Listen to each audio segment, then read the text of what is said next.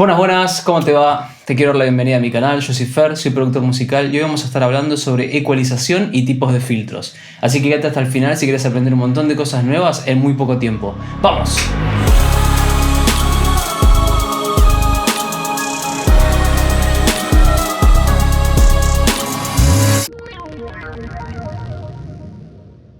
Cuando hablamos de ecualizar nos referimos al hecho de amplificar, atenuar o cortar directamente determinadas frecuencias del sonido con el cual nosotros estemos trabajando. Hay dos formas de abordar la ecualización. Uno es hacer ecualización correctiva, es decir, corregir errores en el sonido con el cual nosotros estemos trabajando, y después hacer EQ creativa, que eso es básicamente cambiar a nuestro gusto el balance de frecuencias para obtener un efecto o un sonido o un timbre determinado de nuestro instrumento. Para hacerlo nos ayudamos de una herramienta específicamente diseñada para este trabajo que se llaman ecualizadores. Bueno, hay un montón de tipos diferentes de ecualizadores y acá te voy a enseñar los tres más comunes y más utilizados. Vamos con el primer tipo de ecualizador, los ecualizadores gráficos. Estos ecualizadores se caracterizan por tener bandas de frecuencias determinadas, es decir, no podemos cambiar la frecuencia que estamos afectando, y lo que nos permiten hacer es aumentar o reducir la ganancia de esas determinadas frecuencias. Un ejemplo de esto puede ser el ecualizador gráfico de 7 bandas de FL Studio. Como puedes ver, tenemos las 7 bandas con las 7 frecuencias predeterminadas. Nosotros no las podemos cambiar y lo único que podemos hacer es amplificar o atenuar esa determinada frecuencia. Segundo tipo de ecualizador más usado. Cuando hablamos del segundo tipo de ecualizador más usado, hablamos de los ecualizadores semiparamétricos, que estos ya nos dan un poco más de margen para poder modificar diferentes opciones a la hora de trabajar con el sonido. Los parámetros con los que suelen contar este tipo de ecualizadores son el knob o perilla de frecuencia, donde podemos elegir dentro del rango determinado que tenemos dependiendo de la banda en la que estemos trabajando, y después tenemos el gain, que básicamente lo que nos va a indicar es cuánto vamos a amplificar o cuánto vamos a atenuar esa banda de frecuencia específica. Como ejemplo de ecualizador semiparamétrico vamos a ver el API 550A o API 550A de Waves. Este es un ecualizador semiparamétrico que está dividido por bandas. Tenemos la banda de los agudos o high frequencies, después de las frecuencias medias y después de las frecuencias graves o low frequencies. Y después, bueno, acá tenemos otras opciones puntuales de este ecualizador, que acá podemos cambiar si el filtro de graves, o sea, la parte de las low frequencies y high frequencies, es un shelf o un bell. Mismo acá. Después, bueno, acá podemos prender o apagar. Después lo que tenemos acá es un filtro pasabanda que podemos activar o desactivar, que va a cortar todo desde 50 Hz para abajo y desde 15.000 Hz para abajo. ¿Cómo nos damos cuenta de que esto es un ecualizador semiparamétrico y no es un ecualizador paramétrico? Bueno, porque le falta el parámetro de Q. Lo único que nos deja cambiar es la frecuencia y el gain. No tenemos el parámetro de Q. Es por eso que este es un ecualizador semiparamétrico. Bueno, pasamos al tercer tipo de ecualizador más utilizado, y este sí que es el más utilizado por gente en todo el mundo, productores, mezcladores, ingenieros de mastering en general. Son los ecualizadores paramétricos. Esto lo que nos permiten hacer es modificar absolutamente todos los parámetros de nuestro ecualizador. Es decir, cualquier frecuencia, cualquier Q y cualquier nivel de ganancia dentro de las posibilidades del ecualizador que estemos utilizando. Acá tenemos el archi-mega utilizado FabFilter Pro Q3, que es mi ecualizador favorito. Todavía no probé el 4, pero cuando tenga el presupuesto para costeármelo, lo voy a hacer. Como podemos ver, el Pro Q3 nos recibe con esta interfaz. Sobre esta línea amarilla es donde nosotros podemos dar doble clic para crear hasta 24 bandas de ecualización. Y luego en este apartado que tenemos acá nos deja modificar los 3 parámetros fundamentales para que cualquier ecualizador sea considerado como paramétrico: la frecuencia, la ganancia y la Q. Cualquier ecualizador que cumpla con esos 3 parámetros se puede considerar paramétrico. Después acá podemos cambiar el tipo del filtro que nosotros queremos utilizar. Y después acá tenemos la pendiente, que esto se mide en dB por octava, y cuanto más alta sea la pendiente, más abrupto va a ser el corte o la forma que tenga nuestro filtro. En este caso vamos a ver que un filtro Bell normal con 12 dB por octava se ve así, pero cuanto más vamos subiendo más cuadrado se va a volver. Lo mismo, por ejemplo, con un filtro de low cut. Cuanto más abajo vayamos, más drástico va a ser. Podemos ir desde 6 dB, en el caso de este tipo de filtros, hasta brick wall, que básicamente significa recto. Tengan en cuenta que cuanto más drástica sea la caída, más se va a afectar a la fase del sonido que con el cual nosotros estemos trabajando. Bueno, ahora que ya sabes cuáles son los 3 tipos de ecualizadores más utilizados, vamos a pasar al tipo de filtros. Esto lo vamos a hacer en el Pro Q3 porque tenemos todos los tipos de filtros y además al ser bien visual nos va a quedar súper claro qué es lo que hace y cómo se ve cada tipo de filtro.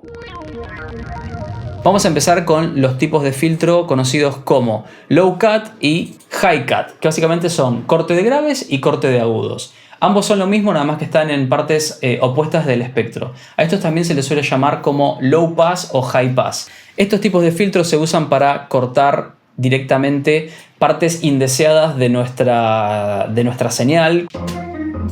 Vamos a decir que queremos eliminar esto que está acá, porque tenemos un bajo que está haciendo eso. Con un filtro de corte de graves o pasa altos podemos eliminarlo para que esa frecuencia no esté peleando con nuestro bajo. Mismo también si por ejemplo vamos a imaginar que este sonido es muy agudo y está chocando con los platillos. Bueno, lo que vamos a hacer es aplicar un filtro de corte de agudos. Digamos que no queremos que sea tan estridente. Con este tipo de filtro nos llevamos todo esto, todo este sonido que no queremos y que muy probablemente vaya a estar chocando con los platillos y con otros tipos de instrumentos agudos. En estos tipos de filtros, cuando le demos más a la Q, nos va a hacer que la frecuencia de corte sea más resonante y si nosotros le bajamos, va a ser menos resonante. Esto con los dos, con el high pass y con el low cut es lo mismo. Por cierto, como ya había mencionado, cuanto más drástica sea la caída, o sea, cuanto más dB por octava tenga, más recto va a ser el corte de frecuencias y más va a afectar la fase. Acá podemos ver cómo cambia mientras vamos subiendo los dB por octava, hasta llegar al brick wall, que es el más drástico de todos. Lo mismo pasa con el high cut.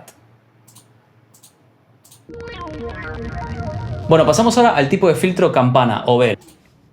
Como habíamos visto recién, este es el que se ve así.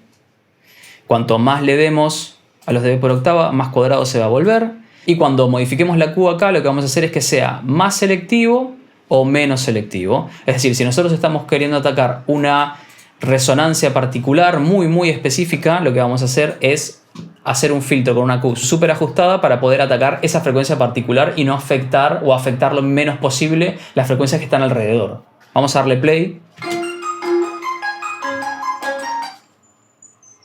Vamos a decir que esa frecuencia no la queremos, esa resonancia. Lo que vamos a hacer simplemente es, una vez que la encontramos, vamos a bajarle la ganancia y ahí nos estamos llevando esa frecuencia, bueno, y algunas más que están alrededor. Por eso hay que tener cuidado cuando estemos haciendo este tipo de Q correctiva de frecuencias específicas, porque es fácil perderse en sacar pequeñas resonancias, pero en realidad también te está llevando un montón de otras frecuencias y te termina sonando todo feo y apagado y sin vida. En cambio, si nosotros quisiéramos afectar toda la parte de los agudos y no ir tan específico a la frecuencia, podemos abrir el Q y vemos que esto nos va a dar un sonido muchísimo más gentil, pero menos específico, ¿no? Si nosotros solamente queremos reducir un poquitito los agudos, podemos utilizar un filtro tipo campana, que si ustedes, de hecho, en este plugin particular tocan en este iconito, van a poder ver lo que se están llevando con el ecualizador. Todo eso ahora es lo que nosotros estaremos reduciendo.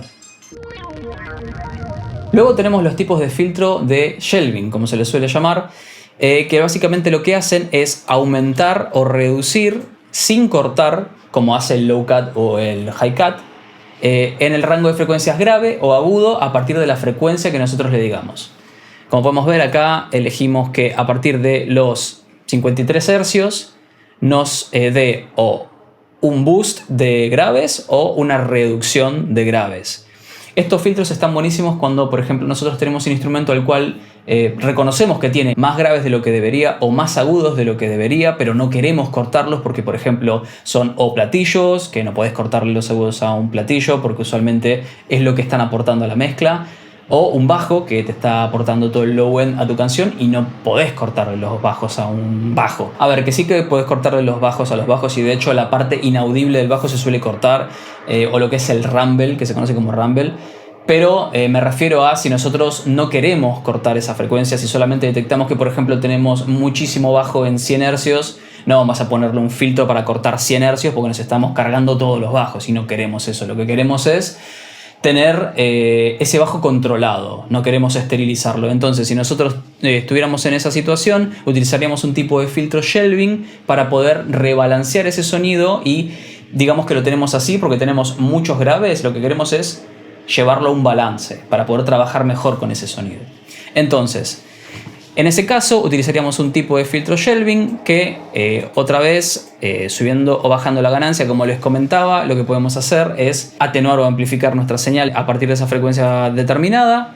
Cuanto más Q le demos, vamos a ver que cambia la forma en la que cae. Como puedes ver, si subimos el Q nos va a dar una resonancia después de la frecuencia de corte, que esto lo podemos modificar a gusto dependiendo de lo que necesitemos. Si necesitamos que sea un poquitito más resonante, podemos subirle el Q. Y como vemos acá también lo que está haciendo es atenuando en el rango de frecuencias que está por debajo de la frecuencia de corte.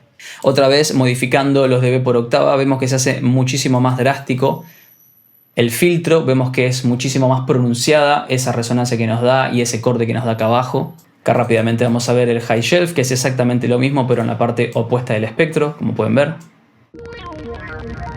Ahora vamos a pasar a los filtros tipo notch, que este tipo de filtros se utilizan para erradicar directamente una frecuencia determinada que nosotros estemos usando o un conjunto de frecuencias. Acá podemos ver que la ganancia está desactivada porque este filtro solo se utiliza para eliminar, o sea, menos infinito, una frecuencia, entonces no tendrá sentido que tenga ganancia. Pero como podemos ver, acá podemos otra vez cambiar la frecuencia a la que nosotros queremos. Cambiando la Q, lo que vamos a hacer es que sea otra vez más selectivo o menos selectivo. Después vamos a pasar a otro tipo de filtro que es el bandpass o pasabanda, que lo que va a hacer es va a dejar pasar solamente las frecuencias que estén dentro de la banda que nosotros hayamos elegido. Con la Q vamos a ver qué tan abierto, qué tan cerrado va a ser ese rango de frecuencias. Luego con la frecuencia vamos a elegir la frecuencia media, o sea la frecuencia de corte a partir de donde empieza a cortar. Otra vez, cuanto más dB por octava tenga, más empinado va a ser, más drástico. Y esto se usa para aislar directamente parte del espectro de frecuencias de un sonido. Digamos que, por ejemplo, grabamos una misma guitarra con dos micrófonos diferentes y digamos que tenemos nuestro micrófono principal donde tenemos toda la señal y después tenemos un micrófono secundario que de ese micrófono, por sus características y por cómo suena, solo nos interesa tener el rango medio. Bueno, para poder utilizar ese rango medio y no estar sumando rango grave y agudo que no queremos, lo que hacemos es abrir un ecualizador y ponerle este tipo de filtro para agarrar solamente la parte del sonido que nosotros queremos de ese micrófono y después mezclarlo con nuestra señal original.